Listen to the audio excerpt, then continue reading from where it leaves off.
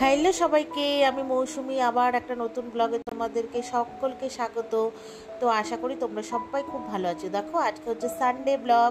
আজকে এখন বাজে সকাল ঠিক 10টা। তো আমরা স্নান টান করে মা মেয়ে দুজনে রেডি হয়ে গেছি।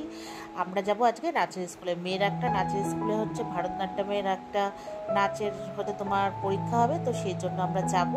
তো মেয়ে স্নান করে ড্রেস পরে নিয়েছে। আগের দিন তো তোমাদেরকে দেখালাম মেয়ের স্কুলের ড্রেসটা পেয়ে গেছে, নতুন ড্রেসটা। তো দেখো আমিও স্নান টান করে রেডি হয়ে গেছি, আর ওইদিকে মেয়ের প্যান্টের ডুড়িটা পরিয়ে দিলাম। তারপরে গেছিলাম নাচের স্কুলে, আর ওখানে গিয়ে ভিডিও করে নিয়ে ওখানে অনেক লোকজন রয়েছে, বুঝতেই পারছো।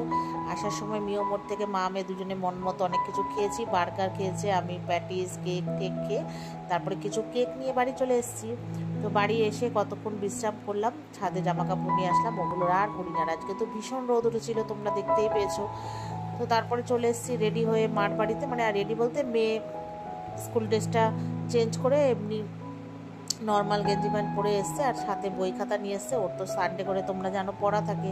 আর যারা তো বন্ধুরা আজ ইংলিশ পড়াটা পুরো মানে নষ্ট হয়ে গেল এই প্রোগ্রামের জন্য, মানে নাচের স্কুলে।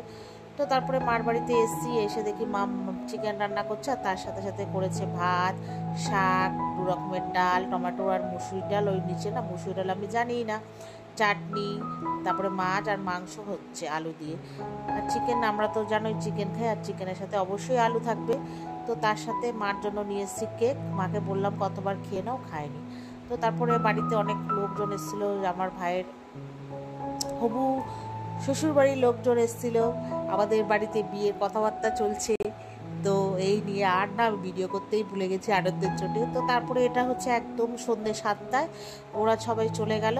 তো বাবু বললে একটু আলুর পকোড়া বানিয়ে দে। তো আজকে একটা নতুন আলুর পকোড়া, এটা ইউটিউব থেকে অনেকেই রান্নাবান্না যারা ভিডিও করে তাদের থেকে শিখেছি। তো প্রথমবার ট্রাই করলাম, ওই জন্য ডিটেলসে তোমাদের সাথে ভিডিওটা পুরো শেয়ার করে নিই। প্রথমে আলুটাকে মা কুড়িয়ে দিয়েছে জলে, ওটাকে ভালো করে ধুয়ে নিয়েছি। পুরো সাদা যখন আলুটা হয়ে গেছে তখন ওকে একটু নুন জলে মানে নুনের মধ্যে মিশিয়ে মানে নুন মাখিয়ে রেখে দেওয়ার পরে ভালো করে 5-10 মিনিট পর ভালো করে হাত দিয়ে চিপড়ে আলুটাকে হচ্ছে নুনটা আর নুনের যে জলটা বেরিয়েছে সেটা থেকে চিপড়ে ওই যে নিয়েছি। তারপর দিয়ে রসুন থেতো করে, কাঁচা লঙ্কা, গোলমরিচ এইসব দিয়েছি, আর দিয়েছি কর্নফ্লাওয়ার। আলতো হাতে দেখো এই যে ম্যাশ করে নিচ্ছি। তারপরে এবার গোল্লা করে ওই যে না প্রথমে হচ্ছে তোমার দিচ্ছি কড়াইতে প্রচুর মানে গরম করে নিতে হয়েছে, মানে গরম করে নিয়েছি।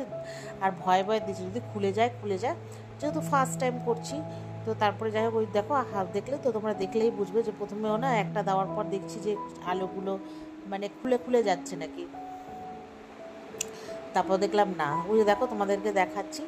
তো হেভি মানে যা মুচমুচে হয়েছিল না বন্ধুরা। তো এই যে দেখো ভালো করে ওটাকে হালকা হাতে মানে দিয়ে তারপরে হচ্ছে মানে হালকা হাতে ওকে গোল্লা করেছি। তারপর যাই হোক দিয়েছি, এবার দিয়ে হচ্ছে ওটা হাই স্পিডে একটুখানি মানে গ্যাসটাকে পুরো হাই করে একটুখানি প্রথমে ভেজে নিয়েছি। তারপরে হচ্ছে ভালো করে স্লো ইমোশনে করে নিলাম। তারপর অনেকক্ষণ ধরে ভাজতে হবে, লাল করে এই যে নামিয়ে দিয়েছি। তারপর হচ্ছে বাবুকে দেবো। এর আগে ব্যাচ কয়েকটা ভেজে বাবুকে টেস্ট করতে দিয়ে এসেছি, তার সাথে আমিও একটা টেস্ট করেছি। আর যা মুচমুচে হয়েছিল, তারপরের ব্যাচটা আবার ভাজলাম পরে এই এক বাটি এবার বাবুকে দেবো। তো তারপরে টেস্ট করে দেখলাম কেমন হয়েছে। তারপরে এবার আর কয়টা আছে একটু বড় করে ভাজবো। মা, আমি আর আমার এসছে ছোটো মাসি, অনেকদিন পর এসছে। তো এবার আমরা 3 জনে মিলে আর কি খাবো, আর মেয়ের জন্য ভাইয়ের জন্য রাখবো। তো ভাজা হয়ে গেছে। তো এসছি, মাকে বললাম একটু সরে বসো, 3 জনে মিলে খাবো। তো চলো বন্ধুরা, ভিডিওটা আজকে এই পর্যন্তই। ভালো লাগে লাইক শেয়ার করো, টাটা।